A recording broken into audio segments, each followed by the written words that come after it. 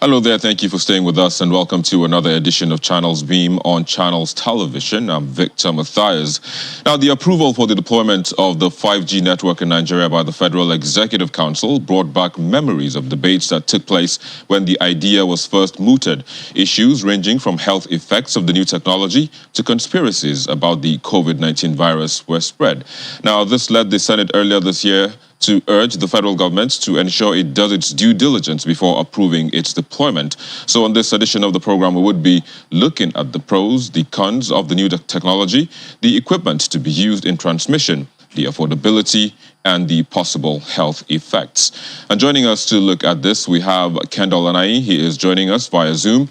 He is the founder of Tizeti Networks, which operates as wifi.com.ng. He has over 17 years experience in telecommunication and information technology, where he leverages wireless, large bandwidth, and plummeting cost of solar panels to create a low capex and opex network of owned and operated towers to offer disruptive customer-friendly pricing for unlimited internet. It's a pleasure to have you on the program.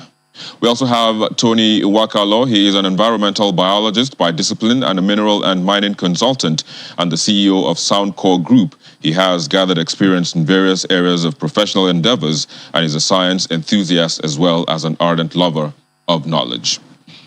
He also joins us via Zoom from Abuja. It's a pleasure to have you both on the program today.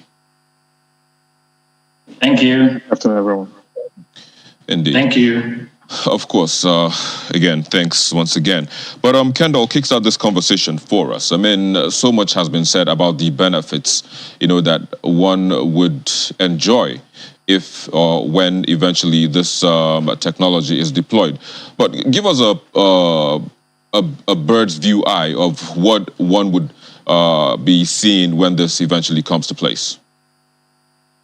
Sure. When 5G comes to place, the speeds that we're used to, which is 5 to 10 Mbps, we'll be looking at speeds at 100 times that.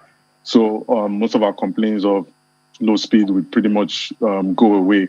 And with that would usher in a number of applications. If you look at the way with 4G, you had things like Uber. With 5G, you now have things like driverless cars. With 4G, when you were thinking about telemedicine in a little way, in 5G, you would now be able to do remote-aided surgeries. You will actually have to take the advantage of the doctor can talk to you, prescribe, and all of that. And then you have things like access anywhere you want. You'll be accessing internet anywhere you are. There's more penetration of broadband across the country. And then you even have things like proliferation of fiber, access to internet over satellite. So 5G is a whole basket of technologies that will come to play, and the benefits are going to be mind-blowing. You also have things, connected devices. So where you only had your smartphone or your TV or your smart TV, you're going to have things like your smart glasses, phones, watch, IoT. Almost everything will be connected. Even as simple funny things like your fridge too will be connected to the internet. Thank you. All right, so it's good that you made mention of all of these things that will be connected. So IoT pretty much is what you're looking at. But as it is now, IoT would be created with a lack of security. I mean, that is also going to be, one of the things that people would be scared of. For instance, now you talked about the driverless cars. I mean, the car owner knows where I am. He knows my movement. I mean, how do I secure myself when I'm using some of these, appliances, your fridge, your home, your cars? I mean, security is very key in this era that we're in. So isn't that going to be a problem? Sure. And even for 5G is even going to be a lot more important, because right now internet is slow. So if anybody tries to access your network, there's only little they can do, because obviously they could get cut off from the internet itself. But when you now have capacity that is 100 times, there's a lot more your device, any of your devices at home can form part of a botnet and all that. So security is at the heart of it, and it's one of the objectives of the 5G plan too, to ensure that everything is secure, because most of the networks now is moving from being hardware to software-defined networks, and software has more vulnerabilities. So part of what the operators will be doing is ensure that the software that they're implementing to actually in the 5G core will be very secure. And you as an individual too, the customer premise equipment themselves too would have stronger firewalls than we typically have. things that we take for granted, like the password, the Wi-Fi password, everything will be encrypted end to end. You already have that. There was an announcement last week on WhatsApp. That's pretty much what you have.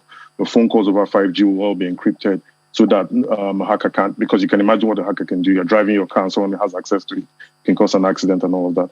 But security is at the core of 5G, even the standards too. The 3GPP has also put in place a lot of standard security protocols and standards to ensure that it's really secure.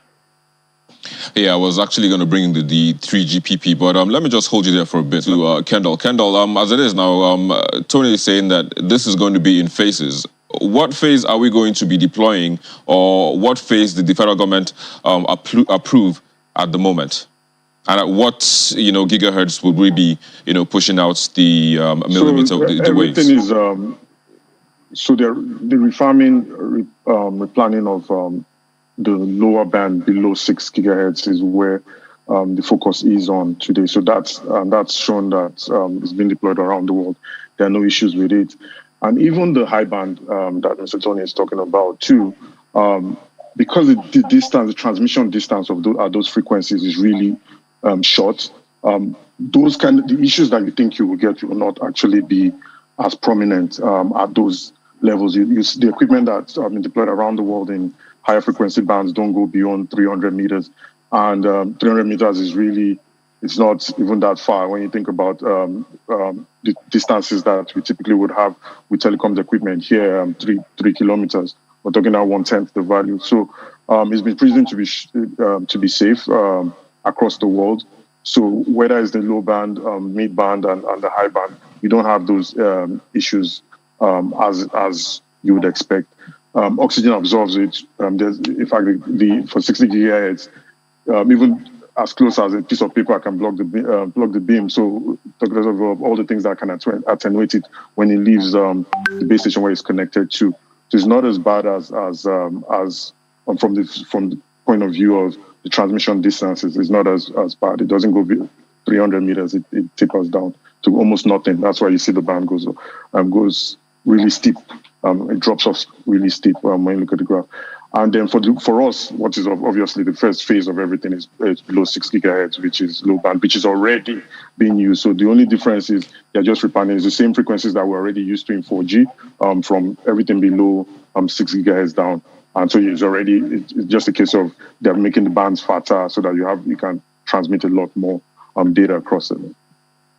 All right. So I mean, if we look at the how would I put it now, the way we space our bands, or our what's it called again, the masts now, which I believe is what would be used. The gap in between a map and another map and a mast, I beg your pardon, and another one seems to be pretty much wide. So how are we going to bridge that gap? Good question. So you would now need to have smaller cells, and if you look at the 5G plan, it's a case of saying, hey, we're using smaller cells, so we have to have a lot more attachment points, and it's similar to what we already use with Wi-Fi, where we have a number of access points. Wi-Fi doesn't go beyond 50 meters, but we're able to create a large network in an urban area, right? So you now have a situation where people would use not the towers that you're used to, but maybe things like rooftops that obviously at a closer level and reduce the distance we'll be transmitting to the customers to be able to achieve that. And then one of the good things about 5G and how to implement it is most of these things will be connected by fiber. And so there'll be an increase in the density, in the number of kilometers of fiber across an urban areas to actually connect those points. So you even gain a lot because you'll now be eliminating the long microwave links that were connecting those towers, since you'll be using Wi-Fi. So net effect will even be less wireless. If you think of it that okay, most of the backhauls will be fiber, and fiber is way better when it comes to transmitting data. Tony, you were expressing your concerns about deploying this in densely populated areas. Lagos State is one of those, and Kendall is saying that as it is, fiber will be used. I mean, if you look at the fact that we have issues, around right of way and even the costs and all of that, how feasible do you think this is going to be in a place like Lagos, first of all, before you even begin to move to other places? And put in mind that, the cost of right of way in Lagos is different from what it costs in, say, Kaduna or in Yobe and in other parts of the country. So as we begin the rollouts, how feasible do you see this happening? Okay. Just a little bit, just to take him back when he talked about the test. Actually, tests were carried out in Nigeria. So the regulators actually had a pilot, 5G pilot with MTN across 6 cities. And the results showed that basically it was far below ICNIRP specification for protection of members of users. So they tested low band and even 24 gigahertz, right? But in terms of the backhaul, so the backhaul is what connects the different G-node bays for 5G, or the way the public will understand it as access points, will be a lot of fiber. A lot of fiber is already being run. There's a project actually that the state government commissioned, that is a PPP, where which state government? Kendall, which state government? Lagos State. Sorry, Lagos State. Lagos State. Right, where you saw there was a lot of digging along the side of the roads. That project progressed significantly, and there's a lot more right of way. And it's one where they are digging once, and anybody can apply to use it pretty much, and you can run dark fiber to any location. So there's a lot that's been done in Lagos. Then if you look at other state governments too, Ogun State, where we have coverage, Edo State, there's coverage. There's a lot of metro fiber in those other 2 states. And I think Ekiti State even came up with a policy that really drastically dropped the cost of right of way. So there's a lot going on in the background. But the thing about infrastructure and telecoms is you don't necessarily see it in the front end from the customer point of view. But there's a lot going on, because even beyond the 5G, just the fact of what has happened in the last 1 year, where people are working from home, a lot of providers like myself had to deal with the massive surge in internet capacity. So in our case, where at the beginning of the pandemic, where we're delivering 100,000 gigs a day, and it took us almost 6 years to get to that number has almost doubled in 1 year. So even beyond the 5G, people had to start looking at other alternatives for backhaul, and fiber being one of the more trusted ones. There will still be a little bit of wireless in places where you can't reach, where maybe there's no road infrastructure there and all of that. But really, today there's about 2 companies that you can call up, and maybe 40 to 50% of Lagos, and you can get fiber to your home. So it's not as bad as you think, but the cost is offset by the number of people that you can then access once you run the fiber to that location.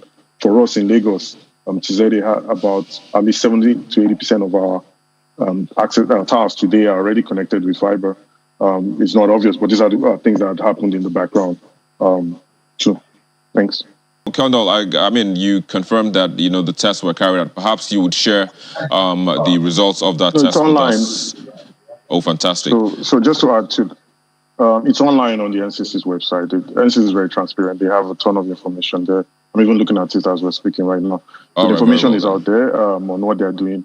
And yes, and a lot of levels of engagements have been done. They've had town halls, the House of Reps has debated it, and up until the point. So they went extensively through all kinds of steps. It involves a lot of experts on it till they get to this stage where they give approval for it last week. So I don't want us to rehash and keep going backwards on all of that. But yeah, thank you.